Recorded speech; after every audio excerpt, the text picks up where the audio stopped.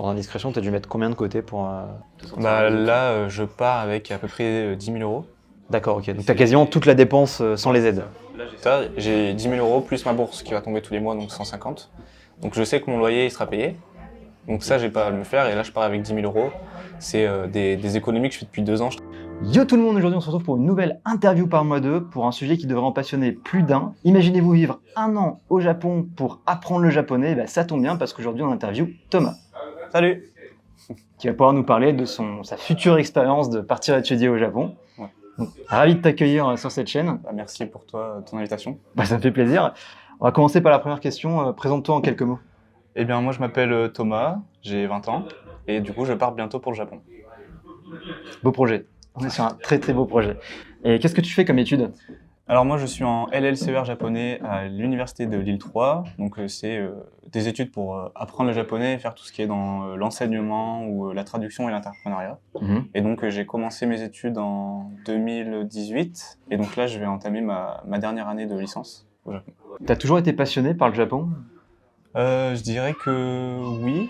Quand j'étais petit, je regardais des animés avec mon père, mais j'avais pas encore conscience que c'était de l'animation japonaise. Ouais. Et depuis tout petit, je rentrais chez moi et avec mon père, on regardait plein d'animés, du Dragon Ball, du Goldorak, etc. Et ensuite, au collège, en fait, je me suis dit pourquoi pas essayer les mangas et les animés. Et j'ai commencé, et du coup, j'ai carrément kiffé. Et de là, je me suis dit, les mangas c'est en japonais, pourquoi pas essayer d'apprendre un petit peu. De ouf. Voilà. Ça, c'est mon point de départ là. J'imagine que tu consommes du contenu culturel japonais, des films, des mangas régulièrement ou... Ouais, quand même. Déjà, dans le cadre de mes études, j'ai beaucoup, par exemple, de théâtre japonais. Ah ouais. J'ai des films et aussi, des fois, on s'inspire de discussions qu'il y a dans les mangas pour parler de certains points de grammaire. Ah, de ouf. C'est-à-dire que dans vos cours, vous regardez des mangas pour comprendre un peu mieux le japonais ? Dans mon cours de grammaire, on a des extraits de Dragon Ball pour parler de certains styles de japonais. Ouais. C'est trop stylé ça. Carrément. C'est dingue. Et du théâtre japonais ? Ouais, du théâtre no, donc c'est du théâtre classique japonais. Ah ouais. Et c'est carrément stylé, ça change carrément de ce qu'on a nous. Ouais. Mais ouais, on a des extraits de films, ou alors on avait été invité aussi, mais avec le Covid ça s'est pas fait, à assister à une pièce en direct. Putain. Genre en direct, tu veux dire à distance et tout En direct, genre il y en avait un qui pouvait se passer à Roubaix. À Roubaix ? Ouais, à Putain, Roubaix. c'est dingue ça, je m'attendais pas. Je dis à Paris, admettons, mais... Ouais, il y a des pièces, il y a des troupes de théâtre japonais qui se baladent un petit peu comme ça sur l'île, etc. Je pas du tout au courant de ça, c'est génial. Donc t'as grave envie d'en voir une de pièce comme ça une fois ? Ouais, moi du coup, là, en partant au Japon, je vais essayer d'en voir. Ouais. Essayer de voir un petit peu plein de trucs, d'autres styles de théâtre aussi japonais. Putain, c'est génial, je savais pas qu'il y avait théâtre japonais et tout. C'est grave intéressant comme truc. À partir de quel moment t'as décidé d'apprendre le japonais ? À partir du lycée, ouais. Du coup, j'ai commencé à prendre des cours sur Internet, cours. Je regardais une chaîne YouTube qui s'appelle Cours de japonais. Ah ouais. Et ça m'a carrément intéressé. J'ai commencé à m'y intéresser, à apprendre un petit peu, et au fur et à mesure, j'ai carrément kiffé la langue. Et du coup, maintenant, dans mes études, c'est un truc qui me plaît de fou. T'as de ouf.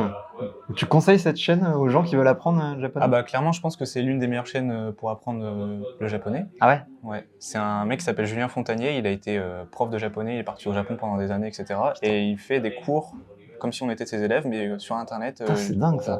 Donc gratuitement sur YouTube. Ouais. Ok, je mettrai en description. Il met même des exercices, etc. pour s'entraîner. Ah, de ouf. C'est un bon point de départ alors pour apprendre le japonais. Tout à fait. Putain, génial. Je mettrai le lien pour ceux qui ont envie de commencer avec un bon point de départ. Donc ensuite, tu as décidé de faire des études pour apprendre le japonais, c'est ça ? Ouais, tout à fait. Je me suis dit, en fait, je veux partir au Japon. Ouais. Je veux apprendre le japonais et pourquoi pas peut-être faire un truc plus tard avec. Et donc, la licence de japonais LLCER, c'était le choix un peu évident. Et en fait, je regrette pas trop. Les cours en soi, ils étaient... je regrette pas trop, en fait, si vous voulez. Genre, la fac, c'était un... Pour apprendre une langue, je trouve que c'est pas le meilleur moyen. D'accord. Mais c'est un tremplin pour aller dans le pays qui nous intéresse. Ah. Donc c'est pas si mal, c'est un bon compromis. Ouais, voilà, tout à fait. Très de ouf. Et il faut combien d'années pour avoir un diplôme, pour parler japonais, si on peut dire ça ? Donc la licence, elle se fait en 3 ans. Ouais. Et à la fac de Lille, il y a une spécialité, c'est qu'on a une année de L0, donc une année où on apprend les bases. Ouais. Et donc c'est que du japonais. Et après en licence, on apprend l'histoire du Japon, l'histoire contemporaine, C'est fou, l'histoire ancienne. On apprend aussi sur la société, sur, sur la littérature, la linguistique, etc. C'est fou ça. Et, ouais. Ouais, c'est déjà vachement bien. Donc vraiment tout le packaging autour du Japon, pas juste j'apprends la langue et c'est tout. Il y a un Ouais. contexte, il y a une histoire, etc. Ouais, tout à fait. On a aussi des cours de traduction, donc Ouais. des cours de thème. C'est des cours en gros du français au japonais. Et il y a des cours de version où c'est l'inverse, c'est du japonais au français. Ah d'accord. Est-ce que c'est plus facile de traduire du français au japonais ou du japonais au français? Alors moi je dirais que c'est plus facile de traduire du japonais au français, Mhm. parce qu'on comprend... Quand on arrive à comprendre le contexte, on peut arriver à tirer une traduction assez facile, mais il y a toujours des choix de traduction. Ouais. Un mot pourrait être traduit de 15 façons différentes selon le contexte. Si par exemple tu traduis un truc et tu penses que les personnages ils se connaissent, Ouais. tu vas pas traduire de la même façon que si D'accord. tu penses qu'ils connaissent pas, ou etc. C'est un peu le tutoiement et le vouvoiement, si on peut dire ça. Ouais, en gros. Est-ce que tu considères que le japonais est une langue compliquée, voire difficile à apprendre? Bah écoutez, en vrai, oui. Le premier mois d'apprentissage, il est très compliqué parce Ouais. qu'il y a, en japonais, il y a 2 alphabets différents, comme nous, les minuscules et les majuscules. D'accord. Et il y a aussi les kanji. Les kanji, c'est les caractères japonais qui ont été pris du chinois. Et les japonais ont mis leur façon de le dire sur ces kanji chinois. Ouais. Et donc, dans le japonais, ce qu'il y a, c'est on a les alphabets. On peut parler totalement avec l'alphabet, l'écrire totalement avec l'alphabet. Ouais. Mais pour vraiment apprendre, il faut apprendre les kanji, les significations, etc. Et ça, on va dire qu'un kanji, il y a au moins 2 façons de le dire. Il y a la façon quand le kanji il est tout seul, et quand le kanji il est avec d'autres kanji pour former un mot plus long. D'accord. Ok. Je donne juste un exemple. Le mot oiseau, il se dit tori, et il y a un kanji pour le mot oiseau. Et pour le mot cygne, il n'y a pas un terme cygne, c'est un oiseau et blanc. En gros, ils ont pris les 2 kanji, D'accord. le kanji Ok. du blanc et le kanji d'oiseau, ils l'ont assemblé. Et du coup, là où est-ce que l'oiseau, ça se dit tori, et ben avec, comme ça, dans une construction, dans un mot, et ben ce sera une autre prononciation, et un signe, c'est akucho. Et comment on fait pour partir au Japon quand on fait des études de japonais? En gros, on fait un dossier pour Mhm. partir au Japon, et c'est un dossier avec une lettre de motivation et des documents de la fac, etc. C'est un dossier qui est classé selon les notes. Si tu as 16 de moyenne, tu peux partir plus près d'une grande université, donc par exemple sur Tokyo, etc. Et ça te laisse plus de choix. Ouais. Mais par contre, si tu arrives à peu près à avoir 12 de moyenne sur toutes tes années, Ouais. eh ben, tu peux t'en sortir avec la fac que tu veux quand même. D'accord. Ok. Et est-ce que c'est difficile de partir au Japon, surtout après ce qui s'est passé avec le Covid? Et ben ouais, c'était carrément compliqué pendant au moins 2 ans. Ouais. Le Japon a fermé ses frontières à tout le monde, donc étudiants compris. Et donc pendant 2 ans, personne ne pouvait partir. Et c'est que là, depuis 6 mois à peu près, qu'on peut repartir et qu'on peut enfin faire notre année d'échange là-bas. Sachant que ceux qui partent depuis 6 mois, ils ont déjà une moitié de l'année qui est déjà entamée ou un tiers, quelque chose comme ça. Ouais, c'est ça. Là, par exemple, j'ai un ami qui est parti depuis avril. Ouais. Et donc les échanges, c'est 1 an. Donc lui, il est parti de avril 2022 à avril 2023. Ah oui, d'accord, ok. Ils sont arrangés, tu vois. Ouais, c'est ça. Et du coup, ça veut pas dire que les étudiants qui vont arriver en septembre, ça va s'accumuler en plus ou... Non, moi, par exemple, je pars en septembre. Enfin, octobre pour être précis. Et Ouais. j'ai jusqu'à l'année prochaine, octobre. Ok. Alors, je me suis peut-être mal exprimé. Je veux dire, ceux qui sont là depuis avril jusqu'à avril, ceux qui vont arriver en octobre et qui vont repartir en octobre, ils vont pas s'accumuler. Je sais pas si tu vois ce que je veux dire. Ah, ok, ouais. Si, ça oui. Il va y avoir du coup les gens qui sont partis en avril et qui continuent, et les gens qui partent en octobre Ouais. et qui continuent aussi. C'est-à-dire qu'il n'y a pas moins de place du coup pour ceux qui partent en octobre? Non. Non. Ce qui s'est passé, c'est que l'année dernière, ils ont dit vous pouvez pas partir, mais si ça arrive, vous pouvez partir. Donc ils ont, au lieu de dire non, vous partez pas, refaites une demande, ils ont simplement dit attendez, si vous pouvez partir, vous partirez, mais là il faut attendre un petit peu. Et ça s'est fait en fin mars, un truc comme ça. Ok. Ouais, donc ça, ils sont quand même assez cool là-dessus. Ils auraient Ouais. pu dire non, tu vois. Alors, vraiment. Bah, c'est aussi Top. avantageux pour eux Ouais. laisser les étudiants venir, parce que comme ça ils peuvent faire partir aussi des étudiants. D'accord, ok. Ouais, bah oui, échange, forcément. Et le Japon est ouvert justement à tous les étudiants qui viennent étudier dans ce pays, justement? Depuis fin mars, début avril, les étudiants en échange peuvent Mhm. partir. Mais là, depuis seulement septembre, tout le monde peut partir, donc touristes, Ok. travail, etc. On peut tous partir. Ok. Ceux qui veulent tenter leur vie là-bas, justement, Ouais. ils ne pouvaient pas avant septembre. Donc là, Tout on à est fait. vraiment, c'est très très frais. Hein. Bon, petit instant pub, vous pouvez aussi suivre Thomas sur son compte SamoTH directement sur Instagram. Donc je pense que tu vas nous parler un peu de tout ce que tu vas vivre là-bas pendant ton année. Ouais, je vais mettre des stories et je vais mettre aussi des petits reels et des petites photos sympas du Japon. Top. Bah, j'ai hâte de voir ça. Et vous trouverez directement soit en description ou juste là. L'Instagram, il apparaît. Vous pouvez aller jeter un coup d'œil, ça vaut vraiment le coup. Et ça a pris longtemps pour valider ton départ au Japon? Ça a pris 9 mois, je pense. Putain.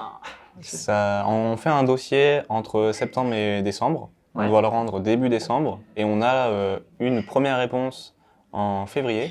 Ok. Et ensuite, on refait un dossier pour la fac qu'on a choisie. Parce qu'en fait, pour faire le dossier, on doit faire un choix entre 3 facs. D'accord. Et on doit classer selon l'envie où en fait, on a envie d'aller. Et ensuite, en février, on reçoit une réponse de « Ok, vous pouvez partir » de la fac française qui nous dit « Ok, vous pouvez partir ». Et ils nous disent vous devez faire un dossier pour la fac au Japon. Ok. Donc là, on doit faire une lettre de motivation au Japon, traduire nos relevés de notes, etc. Et ça reprend encore quelques mois, je pense 2-3 mois. Et quand on a la réponse, on a été présélectionné Ouais. et on a notre réponse normalement avant juillet. D'accord. Mais là, moi, je l'ai eu en plein juillet. Putain. Ouais, donc c'est vraiment. Non, pas dernière minute, mais on est quand même 2-3 mois avant. Non, 3 mois avant de partir. 4. Ouais. C'est c'est un bordel. Hein.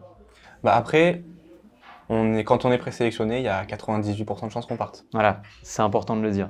Et un point aussi qui me paraît intéressant, tu as dû traduire tes relevés de notes. Comment tu as fait ça? Tu as dû faire appel à un organisme ou tu l'as fait par toi-même? Nos professeurs, qui sont du coup des profs de japonais, nous ont aidés. Ils ont mis un modèle et D'accord. on devait compléter avec notre nom, notre prénom, les D'accord. matières et nos notes. Donc vous avez dû le faire par vous-même quand même. Ouais. Parce que souvent, je sais que j'ai ça quand je pars en temps à l'étranger. Genre le permis de conduire, tu vas le traduire parfois dans la langue du pays. Donc je me demandais si c'était un peu la même chose. C'est dur de sélectionner ces écoles ou comment ça s'est passé pour toi? Alors c'est un choix qui est personnel. Moi personnellement, j'ai choisi la fac de Gifu. Gifu. Gifu qui est juste à côté de Nagoya. Nagoya qui est au centre du Japon. D'accord. Et moi j'ai choisi cette fac parce qu'elle était un petit peu reculée, c'était pas près de Tokyo, etc. Donc moi j'ai choisi celle-là pour être plus en contact avec la campagne, on va dire, Ouais. etc. Même si c'est pas vraiment la campagne, c'est plus une ville comme Boulogne-sur-Mer ou un petit D'accord. peu plus petite Lille.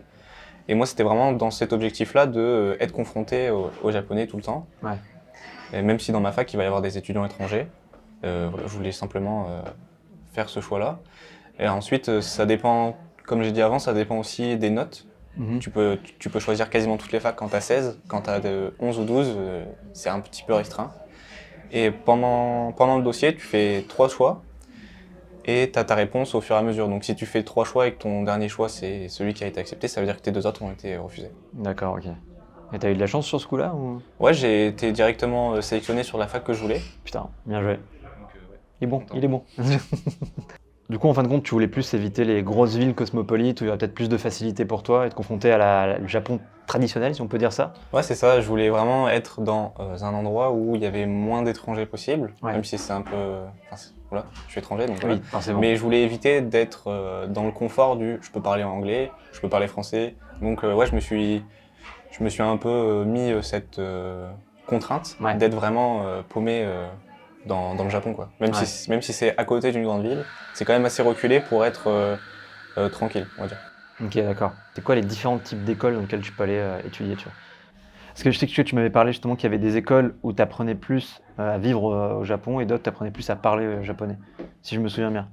Ouais, c'est à peu près ça. C'est comme les Japonais quand ils viennent ici, ils choisissent une fac. Par exemple, les gens qui viennent sur l'université de l'île 3, Ouais. c'est une fac de langue et une fac de tout ce qui est psychologie, etc. Donc c'est un peu plus centré. Les Japonais qui sont venus ici, ils viennent ici en apprenant le français, mais Ouais. aussi ils peuvent, s'ils le veulent, par exemple rejoindre le pôle de psychologie et faire une licence de psychologie en France. Et donc au Japon, c'est à peu près pareil. Moi, je suis parti pour faire ma dernière année de licence, donc de LLCER au Japon, Ouais. mais j'ai été accepté dans un pôle d'éducation, donc pour tout ce qui est apprendre à apprendre justement, Apprendre à apprendre, ouais. apprendre à enseigner, etc.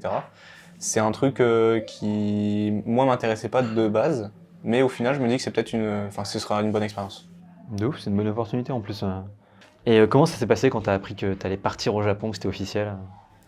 C'était officiel il y a pas très longtemps en vrai. Ah ouais? C'est parce que ma présélection, ça s'est fait, en sport, je sors de sport et je vois ce mail-là et donc je suis carrément content. Ouais. Mais c'était la présélection. Donc Ouais. c'était pas vous venez, c'est fait et tout, c'était vous avez franchi une étape, maintenant il faut encore un petit peu avancer. Donc j'étais carrément content, en sachant que j'allais encore devoir faire plein de papiers, etc. Et du coup, la fois d'après, quand tu as su que ça se faisait alors? J'étais content et un peu stressé. Ah ouais? Ouais, parce que je pars 1 an quoi. Ça devient réel, ouais. Ouais, là ça devient réel. Ça a été un rêve depuis on va dire 10 ans de partir au Japon. Putain, Au moins étudier ou au moins vivre un petit peu. Et là ça s'est carrément réalisé, donc j'étais super content Ouais. et en même temps stressé. De est-ce que je vais y arriver, est-ce que machin, etc. Mais aussi, par exemple, je laisse un peu ma famille ici et il va falloir qu'on voit là-dessus quoi. Ouais, trouver des alternatives pour continuer. Alors, vous allez garder le contact, c'est sûr, mais comment ça va se passer, que ce soit au niveau de tes parents, au niveau de toi? Ouais, c'est ça. Toi, je vais être en mode, bah en vrai, moi ça va. Tes parents vont être en mode, appelle-nous tous les jours. Genre, sachant qu'il y aura le décalage horaire aussi. Aussi, Faudra ouais. prendre en compte. Alors, je sais plus, c'est quoi, c'est 9h? C'est 8 heures en plus. Donc s'il est midi ici, il est 20 heures là-bas. Du coup, tu seras tranquille. Non, pas le matin. Non, l'après-midi, le soir. L'après-midi, le soir. Ok. Ouais. Bien. Ouais. C'est sympa. Ouais, c'est pas mal. C'est quoi tes attentes par rapport au Japon, d'un point de vue un peu large? T'as des choses qui te font rêver, tu te dis, ah, ça va être comme ça peut être comme ça. Alors j'essaye de pas avoir beaucoup d'attentes Ouais. pour éviter d'être déçu. Totalement. Mais j'y vais en me disant, go, vas-y, c'est ton rêve depuis que t'es enfant, profite. Et puis je vais voir là-bas, j'ai plein de portes qui peuvent s'ouvrir, plein de portes qui vont se fermer aussi, mais du coup je sais que ça va bien se passer. J'ai plein d'idées de ce que je peux faire. Et l'année prochaine, ça va vraiment m'aiguiller justement là-dessus. Donc mon attente, c'est de kiffer le plus possible en vrai, et de trouver peut-être quelque chose, pas forcément un métier tout de suite, mais trouver, je sais pas, peut-être que dans ma fac, il y aura un truc qui m'intéressera, une étude, etc., et que je pourrais faire. De ouf. Donc ouais, je dirais que mes attentes, c'est profiter le plus possible. Et est-ce que tu consommes du contenu un peu voyage, un peu informatif sur par exemple YouTube ou autre? Tu aurais des gens à nous conseiller à regarder? Ah, j'en ai quelques-uns, ouais. Il y a quelques années, je regardais beaucoup Laurent Cassia, qui est un Ouais. youtubeur spécialisé, on va dire, dans les voyages. Et il avait fait, je crois en 2015 ou 2016, un gros voyage au Japon avec plein d'autres gens, Ouais. dont Ichiban Japan. C'est un gros youtubeur de la sphère japonisante, on va dire. Japonisante, ouais. Et c'est des gens qui m'ont un petit peu inspiré. C'est ce que, quand j'étais petit, je me disais, je veux faire ça et tout. Sans vouloir forcément mettre un mot dessus, mais Ouais. je voulais vraiment partir au Japon et vivre des expériences comme ça. Donc ouais, on va dire que j'ai Ichiban Japan pour tout ce qui est vraiment voyage documentaire. Ok. Laurent Cassia pour les voyages, vivre avec lui, enfin c'est des vlogs, tous les jours il fait des vlogs de 20 minutes où tu as toute sa journée, etc. Tev et Louis, donc Tev qui est le créateur de Candy-san, Ouais. donc une société tout ce qui s'occupe des confiseries japonaises, etc., qui les envoie en France, qui aussi gère Ici Corp, il me semble. C'est tout ce qui est ah ouais non c'est pas ça du tout. C'est pas ici pas au grave, Japon. c'est pas C'est t'inquiète. Ok, C'est on pas cut grave. au montage. Ouais, y a c'est pas de pas problème. Et aussi du coup Louis-san qui est Louis-san. un youtubeur franco-japonais qui fait des vidéos très intéressantes Ah. sur des thématiques, par exemple les situations de disparition des personnes japonaises, et qui explique assez bien je trouve. C'est un peu dans les traits d'horreur, si on peut dire ça, dans ce genre de mood. Et pareil, je consomme aussi un peu ce genre de contenu. Ils font aussi des... Louis San et Tev, ouais. Non, ouais, Louis San et Tev. Ils font aussi pas mal de documentaires sur des sujets sociétals, du genre la drogue, la prostitution, la mafia aussi. Enfin, vraiment, ils ont des vidéos vachement intéressantes là-dessus. Si vous êtes un peu curieux et que vous voulez en apprendre un peu plus sur le Japon, sur certaines thématiques qui vous intriguent, n'hésitez pas à aller voir un petit peu tout ça. Même la pauvreté, enfin vraiment, ils ont plein de sujets. C'est carrément hyper intéressant, ouais. C'est vraiment bien développé. Donc voilà, vous avez déjà quelques petites pistes si vous voulez un peu approfondir vos connaissances sur le Japon d'un point de vue culturel. Et t'as pas trop peur d'avoir un gros choc culturel, parce que le Japon est réputé pour être comme ça justement. Ouais. J'ai pas vraiment trop réfléchi à cette question. Pour moi, je pense que ça va aller. Il y a forcément des trucs où je m'y attends pas et je vais être choqué. Mais non, vu que j'ai un petit peu étudié la culture, la société, etc., je sais à peu près où je m'embarque. Même les codes un peu, pas faire de grosses bourdes, etc. Ouais, c'est ça. Tout ce qui est vraiment être un peu se fondre dans la masse et être carré, quoi, que personne vraiment ressorte Ouais. de la masse. Ouais, ça, je me suis déjà préparé. Ouais. En tous les cas, t'es européen, donc tu sortiras automatiquement Ouais. de la masse. Ouais, ça c'est va se ça. voir. Déjà en étant étranger, on sort de la masse. Ouais. Mais là, ça va vraiment être un moyen de découvrir par moi-même tout ce que j'ai appris, tout ce que j'ai cru apprendre. Ouais. Est-ce qu'en pratique c'est comme ça, le fait qu'ils te disent jamais non par exemple, et qu'il faut pas trop insister du coup, qu'il faut donner, je crois, l'argent tu le donnes avec les 2 mains, quelque chose comme ça. Ouais, quand on t'offre un truc, c'est avec les 2 mains. Et du coup, tu reçois avec les 2 mains. C'est les petits tips comme ça qui vont... Bon après ils savent que t'es étranger globalement, mais si tu le sais, c'est plus apprécié on va dire, quoi. C'est comme parler japonais, ils vont être en kiff. Surtout qu'ils tu parles trop bien. pas très bien anglais il me semble. Ah, il parle. La masse parle pas bien anglais. Déjà qu'en France, on parle pas très bien, mais au Japon, c'est encore pire. Faut le rappeler. C'est encore pire, ouais. Faut rappeler qu'en France on a un niveau très très moyen en anglais. Mais qu'au Japon, Et le Japon nous bat. Nous bat. Ouh, qu'est-ce que tu vas faire? Et est-ce que tu as déjà des contacts sur place où tu pars seul? Donc là, je pars avec ma copine. On part pas au même endroit, on va pas vivre ensemble, Ouais. mais on part tous les deux pendant 1 an au Japon. Moi, du coup, je fais un échange universitaire à Gifu, et elle va faire En gros, elle est passée par une association pour les personnes qui veulent partir, et elle va faire, non pas moi, ma fin de la licence, mais elle, un autre petit diplôme, en gros, pour attester de son niveau de japonais. Ok. Donc je pars avec ma copine et j'ai aussi des amis qui y sont et qui vont y être. Ouais. J'ai un ami du coup qui est parti depuis avril Les et fameux- que je vais revoir. Et j'ai aussi une bonne amie qui s'en va aussi pas très très loin et qui part en même temps que moi. Et j'ai des gens aussi qui partent à Gifu avec moi. Donc on est 3 à partir. Ok. On s'est déjà rencontrés, on se connaît un petit peu, etc. Et du coup on va passer, je pense, la plupart du séjour ensemble. Ouais, je pense que vous allez un peu vous entraider là-dessus. Et tu vas être confronté à d'autres nationalités ou tu sais qu'avec des Français qui ont étudié les japonais Alors non, je sais déjà qu'il y a beaucoup d'étudiants étrangers et à ma grande surprise, c'est beaucoup d'Asiatiques. Il y a beaucoup d'Indiens, de Philippins, je pense, et de Chinois qui viennent, et c'est très peu d'Européens. Donc j'ai été étonné, mais ouais, en tout cas, la plupart du temps, quand on part au Japon dans un échange universitaire, il y a beaucoup d'Asiatiques. Ouais. Donc Ça, c'est marrant, je croyais que la culture européenne était très raffolait beaucoup de la culture japonaise, justement. Après, il y a une différence entre apprécier une culture et vouloir approfondir, apprendre le japonais, partir vivre là-bas. Parce que comme on disait, ouais, c'est un gros choc culturel, tout le monde n'est pas capable, entre guillemets, d'aller là-bas, ou se sent assez fort pour aller vivre dans un autre pays. Surtout le Japon, préciser quand même que c'est un pays vraiment aux antipodes du nôtre sur beaucoup, beaucoup de choses. Donc tu auras très peu de repères classiques, c'est forcément... genre des supermarchés, un truc chouette, mais même ça encore, ça va être très très très différent et tout. plein de trucs qui vont changer, ça va être cool à découvrir. Et comment ça se passe au niveau des papiers pour aller étudier là-bas justement? Alors pour aller là-bas, il faut absolument un visa. Donc dépendant de votre situation, si c'est étudiant, si c'est travailleur, etc., il y aura un visa différent, donc avec différents papiers. D'accord. Pour le visa étudiant, il faut avoir une fac au Japon qui accepte de vous recevoir. D'accord. Et à partir de ce moment-là, c'est là où les papiers vont arriver, etc. Et on va pouvoir aller faire le visa. Donc là, j'ai été faire mon visa la semaine dernière et je récupère normalement mardi. Enfin, bientôt quoi, du coup. C'est rapide. Ouais, c'est en 5 jours ouvrables normalement. Punaise.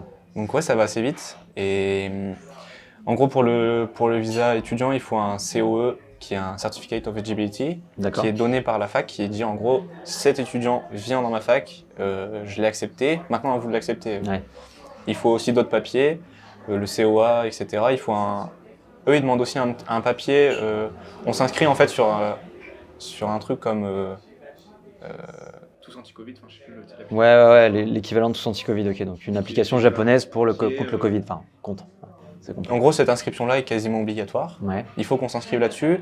On dise qu'en gros, on va habiter au Japon à telle adresse et que s'il y a un problème, on peut faire une quarantaine à ce truc-là, dans cet endroit-là. Et à partir de ce moment-là, on a un papier qui dit qu'en gros, la santé, c'est bon, on peut y aller. Et il faut réunir plein de papiers en vrai pour faire le visa. Enfin, je pense une dizaine de papiers quand même, pour le faire. C'est conséquent, mine de rien. Ouais. Ça a dû prendre pas mal de temps. Et ça, c'est juste pour le visa. Parce qu'avant, il y a encore le dossier pour partir au Japon quand on fait un échange universitaire. Là, c'est, on va dire, au moins 3 étapes. Et ces étapes sont étalées sur de septembre à avril, mai, quoi. Ok, d'accord. Ah ouais. Donc c'est assez long. Et aussi, on fait notre dossier en sachant plus ou moins qu'on peut partir, mais si on n'a pas notre année, on ne peut pas partir.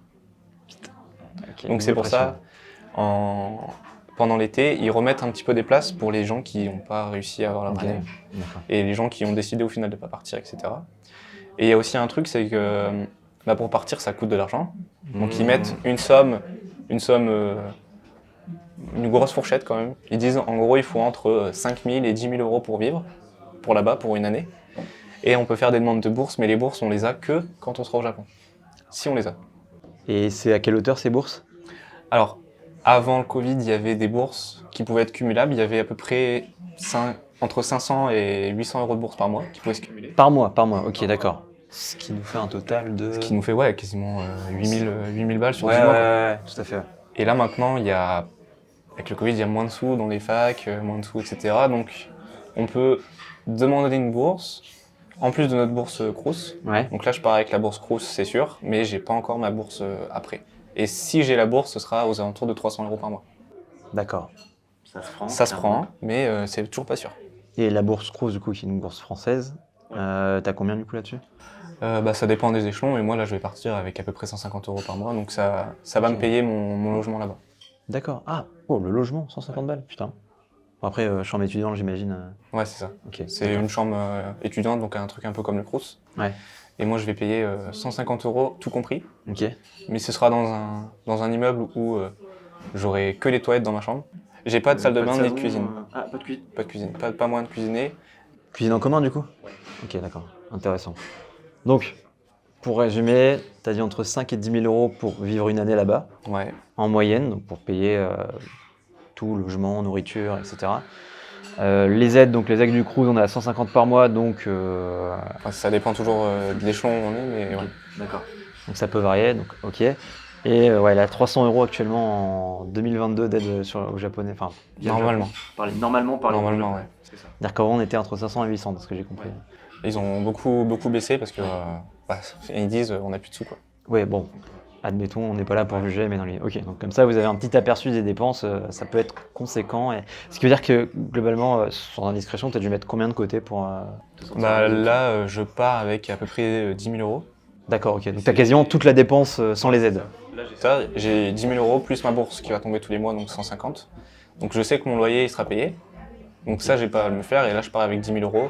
C'est des économies que je fais depuis 2 ans. Je travaille je travaille pendant l'été, etc.